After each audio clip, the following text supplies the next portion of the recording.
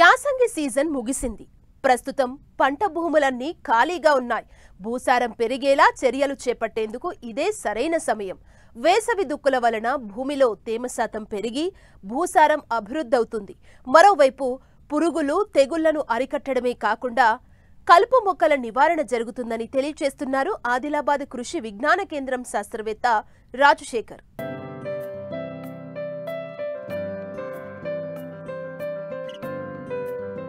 దున్నకుండా సాగు చేస్తే కొయ్యకుండా పోతుంది అనేది తెలుగు సామెత. ఏ పంట వెయ్యాలన్నా ముందుగా దుక్కి దున్నాల్సిందే. విత్తేందుకు, నాటేందుకు అనుకూలంగా పొలాన్ని సిద్ధం చేసుకోవాల్సిందే. దుక్కి చేయకుండా వదిలేయడం వల్ల భూమి సత్తువ కోల్పోతుంది, చీడపీడలకు ఆవాసంగా మారుతుంది. పోషకాల లోపం ఏర్పడి తర్వాతి పంటకు భారీగా ఎరువులు వేయాల్సొస్తుంది. అందుకే రైతులు వేసవిలో లోతు దుక్కుల మీద దృష్టి పెట్టాల్సిన అవసరం ఉందని వేసవి లోతు దుక్కుల ఉపయోగాలను తెలియచేస్తున్నారు ఆదిలాబాద్ కృషి విజ్ఞాన కేంద్రం శాస్త్రవేత్త రాజశేఖర్. వ్యవసాయంలో రైతులు దుక్కి దున్నుకోవాల్సిన సమయం ఆసన్నమైంది.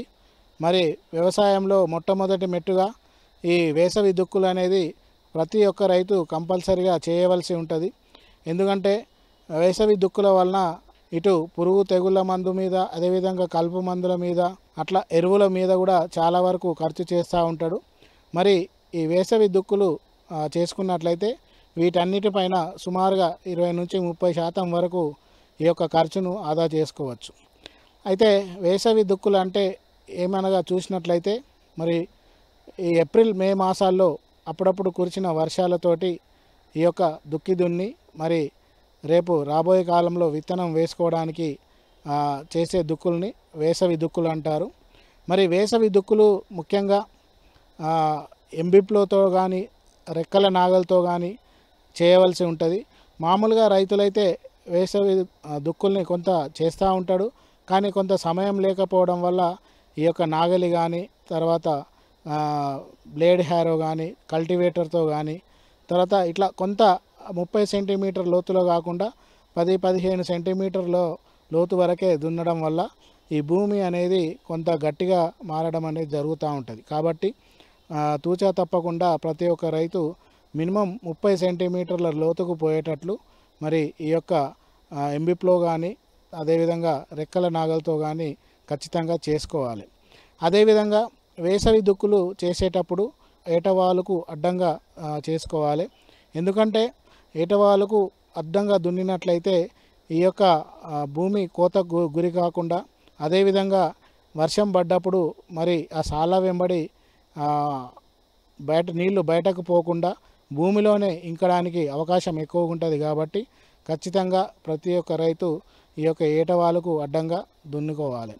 అదేవిధంగా ఈ వేసవి దుక్కుల వలన ముఖ్యంగా ఈ యొక్క కింది పొర పై పొరకు రావడము, పై పొర కిందికి వెళ్ళడం ద్వారా ఈ యొక్క భూమి సారవంతత, అదేవిధంగా గుల్లబారడం అనేది జరుగుతూ ఉంటుంది.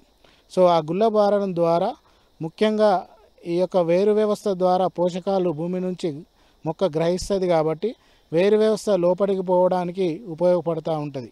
కాబట్టి ఖచ్చితంగా ఈ యొక్క వేసవి దుక్కులు కొంత లోతు వరకు దున్నుకోవాల్సిన అవసరం ఉంది.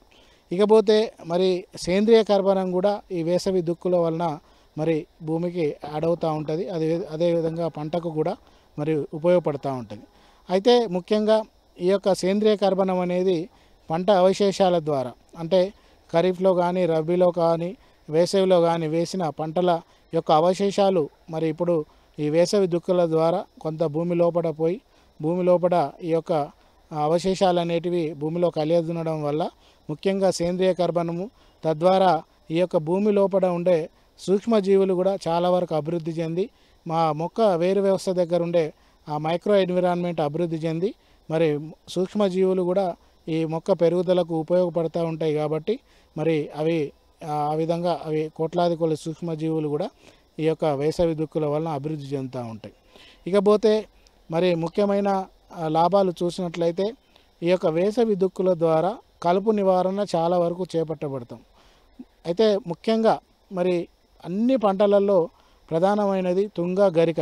ఇవి రెండిటికి చాలా వరకు రైతులు మరి ఎటువంటి కలుపు మందులు పిచికారీ చేసినా కూడా మరి తగ్గడం అనేది ఉండదు. కాబట్టి వేసవి దుక్కుల ద్వారానే వీటిని నివారించుకోవచ్చు.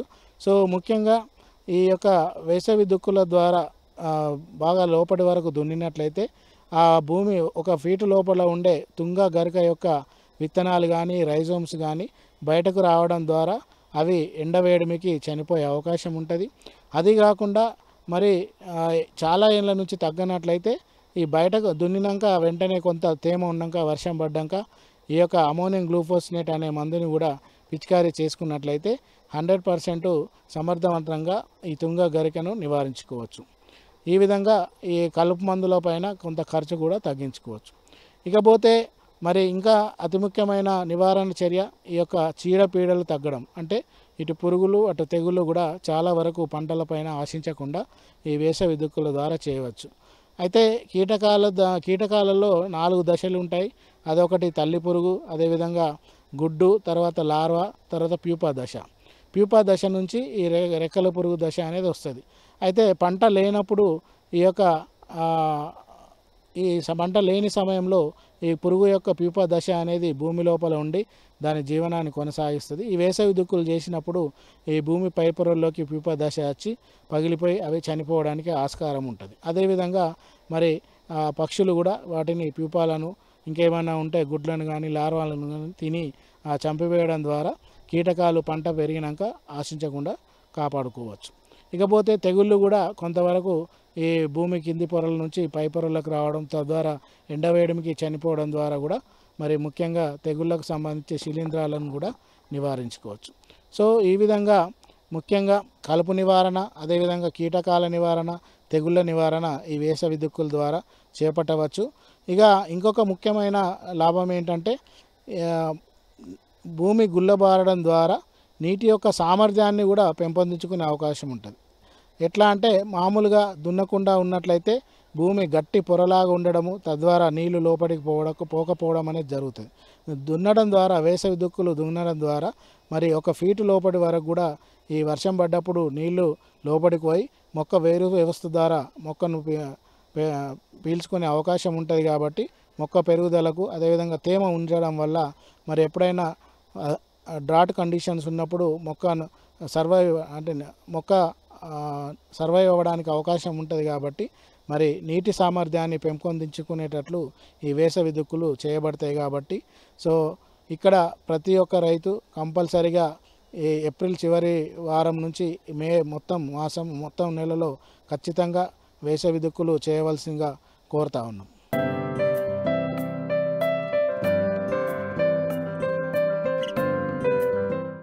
కూరగాయ పంటల్లో అధిక విస్తీర్ణంలో సాగయ్యే పంట టమాటా. ఏడాది పొడవునా సాగుకు అనుకూలం. ఒక్క సీజన్లో ధరలు పతనమైనా మరో సీజన్లోనైనా ఆశాజనకంగా ఉంటాయన్న నమ్మకంతో సాగు చేస్తుంటారు రైతులు. ప్రస్తుతం వర్షాకాలం కావటంతో వర్షాలకు మొక్కలు నేలకు వాలిపోతుంటాయి. పలు చీడపీడలు ఆశించే అవకాశం ఉంటుంది. దీనివల్ల దిగుబడుల్లో నాణ్యత తగ్గిపోతుంది. ఈ సమస్య నుండి గట్టెక్కేందుకు ట్రెల్లిస్ విధానంలో సాగు చేస్తే మొక్కలు నాణ్యంగా ఉండడమే కాకుండా మేలైన దిగుబడులు సాధించే అవకాశం ఉందంటున్నారు శాస్త్రవేత్త డాక్టర్ సునీత.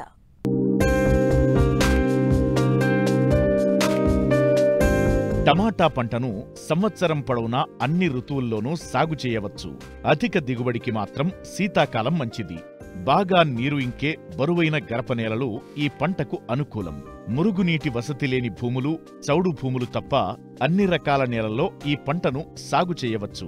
సాధారణ పద్ధతిలో సాగు చేస్తే ఖరీఫ్లో కురిసే వర్షాలకు మొక్కలు నేలపై వాలి, కాయలు నేలకు తాకి కాయకుళ్ళు, మొదలుకుళ్ళు, వట్టి తెగుళ్లు, చీడపీడలు ఆశించే అవకాశముంది. కాబట్టి రకాల ఎంపికతో పాటు ట్రెల్లిస్ విధానంలో టమాటా సాగు చేస్తే మొక్కలు ఆరోగ్యంగా పెరగడమే కాకుండా నాణ్యమైన దిగుబడులను పొందేందుకు ఆస్కారముంటుందని చెబుతున్నారు ఆముదాల వలస కృషి విజ్ఞాన కేంద్రం శాస్త్రవేత్త డాక్టర్ సునీత. తొలకరి ఖరీఫ్లో వేసుకోవడానికి అర్కా మేఘాని, పూసా ఎర్లీ డ్వార్ఫ్, ఖరీఫ్లో ఆలస్యంగా వేసుకోవడానికైతే పూసా రూబీ, అర్కా వికాస్ రకాలు అనుకూలంగా ఉంటాయి. మొక్కలు నాటే ముందు 3 నుండి 4 సార్లు నేలను బాగా చదును చేసుకోవాలి. ఎకరాకు సూటి రకాలు 200 గ్రాములు, శంకర్ జాతి రకాలైతే 60 నుండి 80 గ్రాముల వరకు విత్తనం అవసరం అవుతుంది. ప్రోట్రేల్లో పెంచిన 25 రోజుల వయసు గల టమాటాను ప్రధాన పొలంలో నాటుకోవాలి.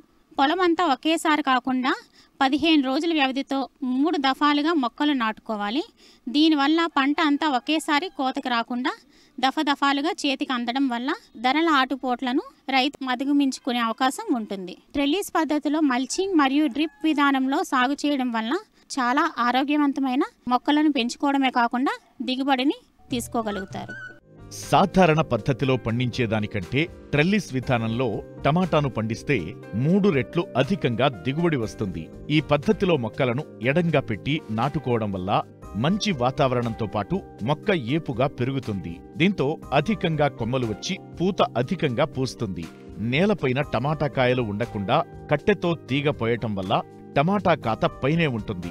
దీనివల్ల టమాటా పెద్దగా, నాణ్యతగా, ఎలాంటి మచ్చలు లేకుండా అధిక బరువుతో టమాటా అధికంగా కాస్తుంది. ఈ టమాటాకు మార్కెట్లో మంచి డిమాండ్ ఉంటుంది. మంచి ధర కూడా పలుకుతుంది. ట్రెల్లిస్ పద్ధతిలో టమాటా సాగుకు ఉద్యాన శాఖ ఎకరాకు 7,500 రూపాయల సబ్సిడీ కూడా ఇస్తోంది. అసలు ట్రెల్లిస్ విధానంలో టమాటా సాగు ఎలా చేయాలో తెలుసుకుందాం. ఎటు చూసినా 2 అడుగులు వచ్చే విధంగా మొక్కలు నాటుకోవాలి. 6 నుంచి 8 అడుగులు పొడవున ఉండే కర్రలను 1.5 నుంచి 2 అడుగుల గుణపంతో తీసిన రంధ్రంలో పాతుకోవాలి. కర్రల వ్యాసార్థం 2 సెంటీమీటర్లు ఉంటే ట్రెల్లిస్ పద్ధతి దృఢంగా ఉంటుంది. నారు నాటిన 15 నుంచి 20 రోజులలో ఈ పద్ధతి పాటించుకోవాలి. ఈ చివరి కర్రలు బరువుకు వాలకుండా జిఐ వైరుతో ఊతం ఇచ్చుకోవాలి.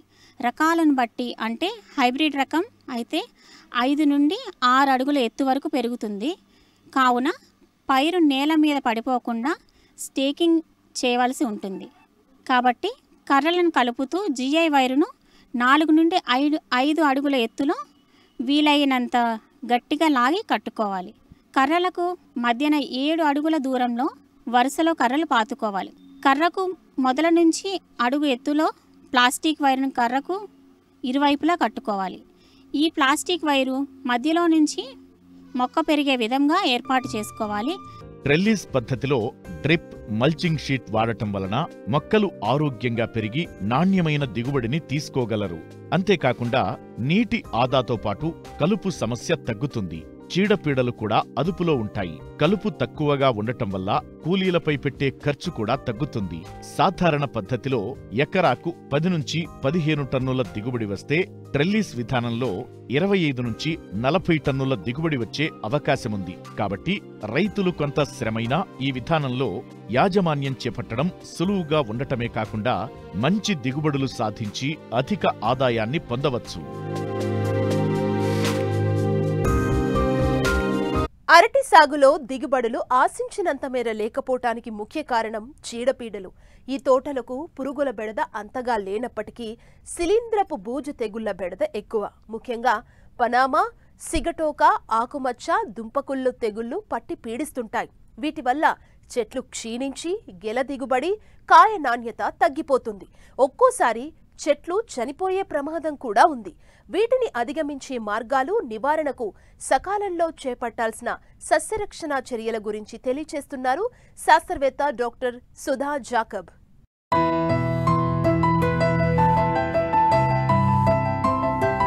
ఉద్యానవన పంటల్లో ప్రధానమైంది అరటి. సంవత్సరం పొడవునా నాటే అవకాశం ఉన్నప్పటికీ ఏప్రిల్ నుంచి ఆగస్టు మధ్యకాలంలో ఎక్కువగా నాటుతారు. అరటికి నీటి అవసరం ఎక్కువ. మొక్కలు పెరిగిన తరువాత తోట మొత్తం నీడ వాతావరణం ఉంటుంది. కనుక తోటలో మైక్రో క్లైమేట్ ఏర్పడుతుంది. ఇది భూమిలో శిలీంధ్రాల అభివృద్ధికి తోడ్పడుతుంది. మొక్కలు ఆరోగ్యవంతంగా ఉన్నప్పుడు వీటి దాడి ఉండనప్పటికీ ప్రతికూల వాతావరణం, నీటి ఎద్దడి పరిస్థితులతో మొక్కలు ఒత్తిడికి గురైనప్పుడు అరటి మొక్కలు సులభంగా తెగుళ్లకు లొంగిపోతాయి. అరటి తోటలను ఆశించే తెగుళ్లలో అతి ప్రమాదకరమైంది పనామా తెగులు. ఈ తెగులు విత్తన పిలకల ద్వారా, మట్టి ద్వారా వ్యాపిస్తుంది. తెగులు ఆశించిన మొక్కల ఆకులు కింది నుంచి పసుపు వర్ణంలోకి మారి ఎండిపోయి ఆకు తొడిమ వద్ద విరిగి కాండం వెంట వ్రేలాడుతుంటాయి. అలాగే భూమి దగ్గరగా కాండంపై నిలువుగా పగులు ఏర్పడుతుంది. ఈ తెగులును రసాయనాల ద్వారా నివారించడం సాధ్యం కాదు. కాబట్టి ఈ తెగులును తట్టుకునే రకాలను ఎన్నుకుని సాగు చేయాలి. పనామా తెగులు కొన్ని ప్రాంతాల్లో ఉండి ఇది ఎక్కువగా నష్టం కలిగజేస్తూ ఉంది. ఈ తెగులు వచ్చినప్పుడు ఆకులు పసుపు రంగులోకి మారిపోయి కిందకి వాలిపోతూ ఉంటాయి. కాండం మొదలు పగిలిపోతుంది. కింద దుంపని మనం గమనించినట్టయితే మనకి ఈ గోధుమ రంగులో ఉన్నటువంటి మనకి సారలు మనకి దుంపలో కనబడతా ఉంటాయి అన్నమాట. కాబట్టి ఈ తెగులు వచ్చినప్పుడు తెగులు ఆశించినటువంటి మొక్కలు తీసి నాశనం చేయాలి. మనం ఈ తెగులుని తట్టుకునేటువంటి రకాలనే మనం సాగు చేసుకోవాల్సినటువంటి అవసరం ఉంది. ముఖ్యంగా కర్పూర చక్కెరకేళి ఈ తెగులుని తట్టుకుంటుంది కనుక ఈ తెగులు ఉన్నటువంటి ప్రాంతాల్లో ఈ కర్పూర చక్కెరకేళిని మనం సాగు చేసుకున్నట్టయితే మనం మంచి దిగుబడి సాధించడానికి అవకాశం ఉంటుంది. తెగులు రాకుండా మన పంటని కాపాడుకోవడానికి అవకాశం ఉంటుంది. అరటిని తీవ్రంగా నష్టపరిచే మరో తెగులు దుంపకుళ్ళు. మొక్కల మొదల్లో కుళ్ళు మచ్చలు ఏర్పడి క్రమేపీ దుంప కుళ్ళిపోతుంది. కొత్తగా నాటిన పిలకల్లో చిన్న మొక్కలలో మొవ్వు ఆకు కూడా కుళ్ళి మొక్క చనిపోతుంది. పెద్ద మొక్కలలో కాండంపై నిలువుగా పగుళ్లు ఏర్పడతాయి. దుంప పైభాగం కుళ్ళిన వాసన వస్తుంది. దుంపకుళ్ళు తెగులు అనేది కూడా ఎక్కువగా వస్తూ ఉంది. ఈ తెగులు వచ్చినప్పుడు కూడా మనకి ఆకులు పసుపు రంగులోకి మారుతూ ఉంటాయి. తర్వాత కిందకి ఆకులన్నీ కూడా వాలిపోతూ ఉంటాయి. కాండం మొదళ్ళు మనకి పగిలిపోతూ ఉంటుంది. మనం తీసి చూసినప్పుడు కింద దుంప అనేది పూర్తిగా కుళ్ళిపోయినటువంటి ఉంటుంది అనమాట. యాజమాన్య చర్యలుగా మనం ముఖ్యంగా ఈ బ్లీచింగ్ పౌడర్ ఒక 25 గ్రాములు లీటర్ నీళ్ళు కలిపి మొక్క మొదల్లో చుట్టూ మనం పోయాల్సినటువంటి అవసరం ఉంటుంది. తప్పనిసరిగా మనం పిలక వేసుకునేటప్పుడే విత్తన శుద్ధి అనేది అంటే ఒక 5 గ్రాములు ఈ కాపరాక్సీ క్లోరైడ్ లీటర్ నీళ్ళకి, తర్వాత 2.5 మిల్లీలీటర్లు మోనోక్రోటోఫాస్ లీటర్ నీళ్ళు కలిపి దాంట్లో 15 నిమిషాలు ఈ పిలకలు మనం ఉంచి నాటుకోవాల్సిన అవసరం ఉంటుంది. దాని ద్వారా మనం కొంత ఈ పిలకల ద్వారా వ్యాపించేటువంటి తెగులుని నివారించుకోవచ్చు. తర్వాత మురుగునీటి పారుదల కూడా మనకి పొలంలో బాగా ఉండేటట్టు మనం చూసుకోవాలి. ఎక్కడైతే మురుగునీటి పారుదల సరిగా ఉండదో, నీళ్లు ఎక్కువగా నిలుస్తూ ఉంటాయో ఆ ప్రాంతాల్లో ఈ తెగుళ్ళ ఉధృతి ఎక్కువగా ఉండడానికి అవకాశం ఉంటుంది. అరటిలో గెలలు ఈనిన తరువాత ఎక్కువగా ఆశించే తెగులు సిగటోక ఆకుమచ్చ తెగులు. బూజు జాతి శిలీంధ్రం వలన వచ్చే ఈ తెగులు అన్ని కాలాల్లోనూ పంటను ఆశిస్తుంది. ముఖ్యంగా జులై నుండి నవంబర్ నెలల్లో ఈ తెగులు ఉధృతి అధికంగా ఉంటుంది. ఎక్కువగా పెద్ద పచ్చారటి, పొట్టి పచ్చారటి, తెల్ల చక్కెరకేళి రకాలు ఈ తెగులుకు గురవుతుంటాయి. ఆకులపై మొట్టమొదట చిన్న పసుపు రంగు మచ్చలు ఏర్పడతాయి. క్రమేపీ అవి పెరిగి పెద్దవై మధ్యలో బూడిద రంగు కలిగి ఉంటాయి. ఈ మచ్చలు గోధుమ రంగులోకి మారి ఒకదానితో ఒకటి కలిసిపోతాయి. దీనివల్ల ఆకులు ఎండిపోయి మొక్కలు క్షీణిస్తాయి. సిగటోక ఆకుమచ్చ తెగులు కూడా మనకి ఎక్కువగా మొక్కలను ఆశించి నష్టం కలుగజేస్తూ ఉంటుంది. సిగటోక ఆకుమచ్చ తెగులు వచ్చినప్పుడు దీన్ని నివారించుకోవడానికి మనం పైపాటుగా ప్రోపికోనజోల్ అనేటువంటి మందును కానీ, మ్యాంకోజెబ్ అనేటువంటి మందును కానీ నీళ్ళలో కలిపి మనం పైపాటుగా పిచికారి చేసుకున్నట్టయితే ఈ తెగులు యొక్క ఉధృతిని చాలా వరకు మనం నివారించుకోవచ్చు.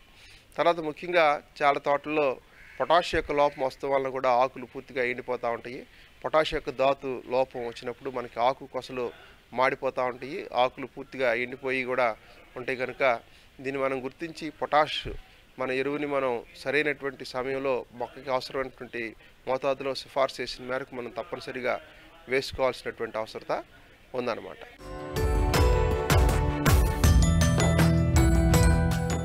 తెలంగాణలోని పెద్ద వ్యవసాయ మార్కెట్లలో ఒకటి నిజామాబాద్ యాడ్. ప్రస్తుతం ఆమ్చూర్ రాక మొదలైంది. గత వారం 10 రోజులుగా జిల్లాల నుంచి రైతులు ఆమ్చూర్ని మార్కెట్కు తీసుకొస్తున్నారు. అయితే వ్యాపారుల కుమ్మక్కుతో ఆమ్చూర్ ధరలు తగ్గుముఖం పట్టాయి. కొంతమంది రైతులు పెట్టుబడులు కూడా రావటం లేదని వాపోతున్నారు.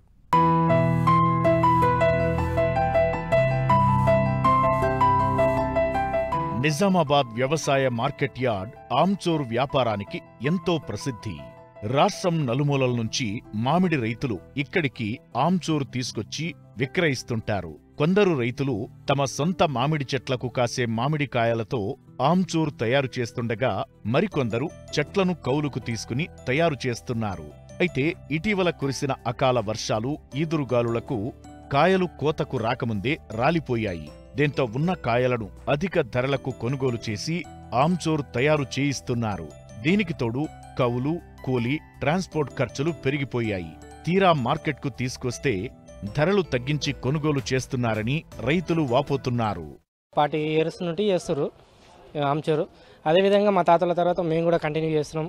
ఈ సంవత్సరానికి వస్తే పూరా రేట్లు అయితే తగ్గినాయి, మొత్తం తగ్గినాయి. 5వ నెల 4వ తారీఖు నాడు తెస్తే ఆమ్చూరు మినిమం పోయింది. ఇదిగో రేట్లు కూడా ఉన్నాయి నా ఇక్కడ 20,000 నుండి 31,000 వరకు పోయింది. నీరు పోయిన ఏడాది. ఈసారి పూరా అన్యాయంగా ఇదేది స్టార్ట్ అయ్యాకమే 10,000 నుండి స్టార్ట్ అయ్యి 5,000 కూడా పూరా అడిగే కానులు వచ్చిపోయింది ఈ సంవత్సరం. అంత అన్యాయంగా నడుస్తుంది ఈసారి. అసలు ఈ రేట్లకు మేము చేసే దందకు ఆ ఏమిటి కూడా పొంతన అయితే లేదు. ఆ లేబర్ కూలు పెరిగినాయి, ఆ పీసులు కూడా ధర పోయినసారి మంచిగా తీసుకోరు, ఈసారి అయితే ఆ పీసులు కూడా కూడా ఉలట్లేదు. వాళ్ళకు కూడా కష్టం ఉందంట, అక్కడ కూడా నర్సరీలు పోక అక్కడ కూడా వాళ్ళకు కూడా తీసుకుపోతలేరు. ఈ ఆమ్చూరుకి వస్తే ఈసారి పూరా అధ్వానంగా కొంటారు ఆమ్చూరు. ఈ సంవత్సరం ఈ ఇయర్ దరిద్రంగా పడిపోయినట్టుగా అనిపిస్తుంది ఈ సంవత్సరం అయితే. ఈ ఆమ్చూరు ఒక మ్యాక్సిమం ఇట్లా వైట్గా ఉంటే ఈ మాలు పోయినసారి 25 నుండి 32 వరకు పోయింది పోయిన ఏడాది. ఇక లాల్బాద్ అని ఉంటుంది, ఇది లాల్బాద్. ఆ లాల్బాద్ 27,000 26,000 అటు ఆ పైకే ఉంటుండే అనమాట, 29,000 వరకు పోతుండే. ఈ సంవత్సరం అయితే ఆ 25,000 ఎక్కడ పోయిందో, ఆ 20,000 ఎక్కడ పోయిందో తెలుస్తలేదు. ఆ 14,000 నుంచి స్టార్ట్ అయిపోయి ఆ 14,000 16,000 12,000 18,000 అంత మంచి మాల్ 18,000 పోయింది నిన్న. ఏం చేస్తాం, కష్టం ఉంది. ఈసారి చాలా మాకైతే బాధాకరమే ఉంది ఈ సంవత్సరం. ఇక్కడికి నేను రావడము 2009లో వచ్చిన, అప్పటి నుండి స్టార్ట్ అయితే ఇప్పటి వరకు కంటిన్యూ వస్తూనే ఉన్నా. అంటే నాకు అది చిన్న వయసు ఉన్నప్పటి నుండి మా తాతలు మా నాయనలు చేస్తుంటే అప్పటి నుండి వస్తున్నా, కానీ ఇంత అధ్వానంగా అయితే ఎన్నడూ రేట్లు లేవు. అయితే ఇప్పుడు గత 5 సంవత్సరాల నుంచి మేము ఈ మా ఆమ్చూరు వ్యాపారం చేస్తున్నాం. అయితే 5 సంవత్సరాల నుంచి బాగానే ఉండే అని చేస్తున్నాం. ఏదో మేము రైతులమే, ఈ వరి ధాన్యము ఇలాంటి చేష్టలు కాకపోతే ఏంటంటే ఈ సమ్మర్లో ఖాళీ ఉన్నామని ఈ ఆమ్చూరు వ్యాపారం చేయడం జరుగుతుంది. ఏదైనా పొట్ట కూలి కోసమే చేయడం జరిగింది. కాకపోతే ఏంటంటే ఇందులో 5 సంవత్సరాలను చూసుకుంటే ఈసారి మరీ అధ్వానంగా ఉంది రేటు. అక్కడ చెట్టు దగ్గర పోతేనేమో చెట్టు దగ్గర కాయల రేటు తక్కువ వేస్తలేరు, కాయలేమో తక్కువనే రేట్ ఏమో ఎక్కువ పెడతారు. అక్కడ రేట్ ఎక్కువ పెట్టడం మేము జరుగుతుంది, ఇక్కడనేమో ధరనేమో తక్కువ ఉంది. కాకపోతే ఈసారి ఏంటంటే 13,000 14,000 15,000 16,000 ఇంత తక్కువ ధరతోనే మేము వ్యాపారం చేయాలంటే చేయలేము. మరేమవుతుందంటే కూలీలు కూడా రేట్ ఎక్కువ అడగడం జరుగుతుంది. మళ్ళీ మాకు పీసులు అమ్ముడు పోతలేవు. ఈ కూలీలు రేట్లతో కలుపుకొని ఆటో కిరాయిలు టాటా కిరాయిలు ఇందాక ట్రాన్స్ఫర్ చేయడము, ఇక్కడికి వచ్చిన తర్వాత రేట్ లేకపోవడం అనేది మాకు చాలా బాధాకరంగా ఉంది. రేటు 25 నుంచి 30,000 ఉంటే బాగుంటుందని మేము గవర్నమెంట్ను కోరుతున్నాం, లేదా స్టేట్లను కానీ కోరడం జరుగుతుంది. నేను 30 సంవత్సరాల నుంచి చేస్తున్నా ఇది ఆమ్చూరు. ఆ కాలం సంది కూడా ఇంతవరకు చేస్తున్నాం, కానీ ఈసారి చాలా లాస్ ఉన్నా సార్. మంచిగా రేట్లు పెంచే ప్రయత్నం చేయండి. మాకు హెల్ప్ కావాలంటే ప్రభుత్వం చేయాలి. మేము కొట్లాడతాము చెట్ల మీద. ప్రతిసారి తెస్తా సార్, మినిమం తెచ్చినప్పుడల్లా 2 క్వింటాలు 3 క్వింటాలు 4 క్వింటాలు. ఈసారి జర డౌన్లో ఉన్నది, కానీ కొద్దిగా పెరగాలి.